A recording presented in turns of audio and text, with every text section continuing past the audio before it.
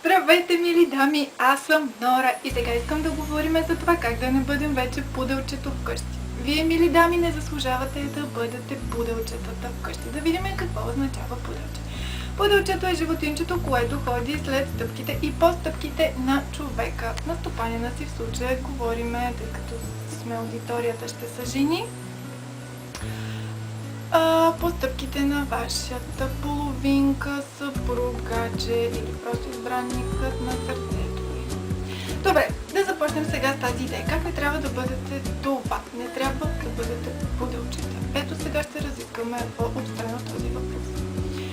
На първо място, мили дами, в никакъв случай не бива да мрънкате. Изключваме мрънкането. Забравяйте го. Особено когато вашия партньор или приятел излиза с момчетата. Позволете на вашия партньор да се чувства добре и да е свободен.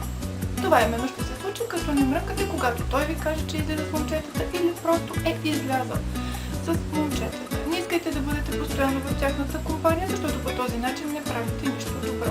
Той постоянно е до вас, вие постоянно сте до него и накрая се омръзвате, а може да стигне това до раздел, не дай си Боже, аз не ви го пожелавам да е от вас. Всъщност, това, което искам с това видео да направя е да ви покажа как трябва да се държите и какво трябва да не правите. Започваме. Първото нещо, много важно според мен, е да имате собствен живот. Уважавайте, обичайте живота си, обичайте го такъв какъвто е, с всичко, което правите. Обичайте да разхождате кучето си, да пазарувате, да си купувате малки неща, аксесуари или било, бебел, каквото и да било, да излизате с приятелки, да танцувате и да обичате живота във всичките му аспекти. Ще поговорим по-обстойно за това в това видео, а именно, когато вие с вашата половинка или вашия избранник излезете на ресторант, моля ви, мили дами, не си взимайте нещо малко и съвсем незабележимо, било то някаква пръчица или салатка, която едва да покрива чинията ви.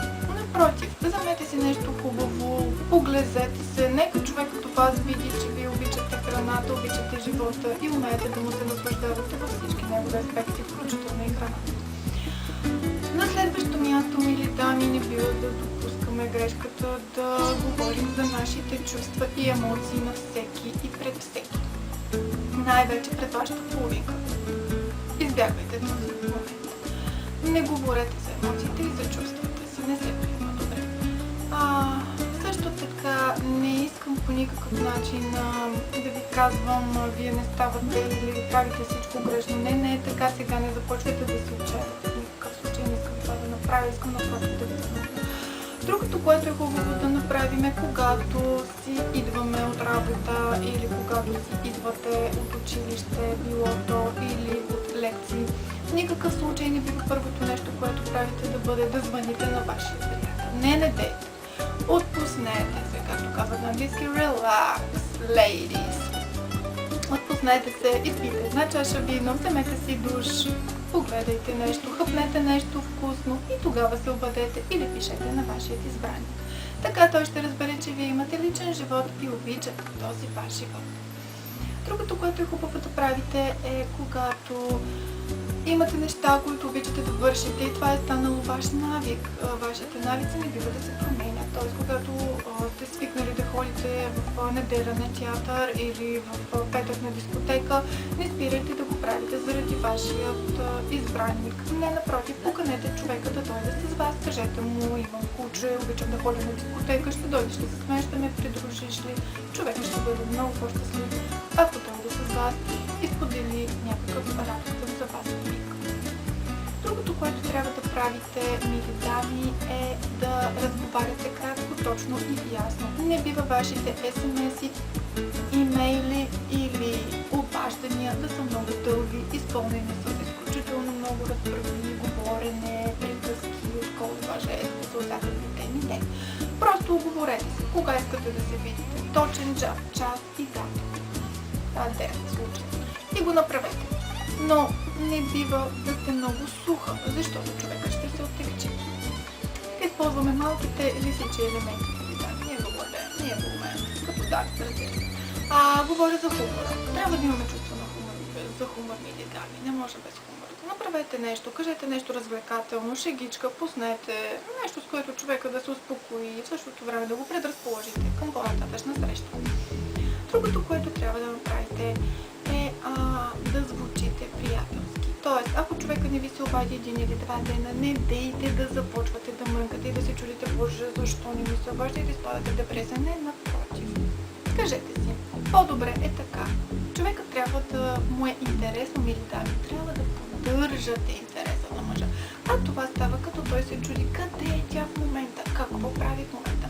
Добре, да видим нататък. Какво искам да ви кажа друго като съвет? Да. Мили дами, не бива да забравяме това, че мъжете имат своите проблеми. Да, определено, не ви се вярва, те трябва да са до нас винаги, трябва да ни обгрижват. Не, така, мили дами, те също са хора и имат своите проблеми. Искам да ви кажа следното. Ако видите мъжа, че има проблем, мълчи или пуши, просто не го притеснявайте. Не го обсипвайте с информация. Миличко, какво ти е. Не, грешка. Просто му кажете. Миличко, скъпи, виждам да си добре. Аз ще отида да върша нещо друго. Когато си готов, аз съм тук, подели се с мен, ще ти слушам. Това е най-доброто, което може да направите, мили дами, така и човека това ще има наистина възможността да оправи проблема си, да дойде при вас, да ви прегърне ласкаво и отново всичко да е прекрасно. На следващо място искам да ви кажа, дами, че не трябва да допускате мъжа да ви мисли за слабия пол.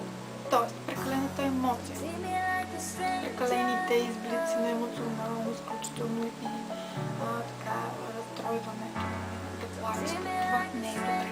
Просто бъдете силния пол. Силна ще бъдете, като той види във вас, че вие имате живот. Собствен живот, който обичате и който сте приели като нещо, което правите с удоволствие. Тогава ще бъдете и с голямо уважение, ще се ползвате в очите на мъжете. Общо заето, в общи линии, мили дами, казах ви всичко, което исках и трябваше да знаете. Искам да ви помогна, надявам се да съм помогнала. В следващото видео ще продължим с това, и точно да бъдат правилата на така наречената нашумяла. Това беше от мен, всичко най-хубаво и до нови срещи!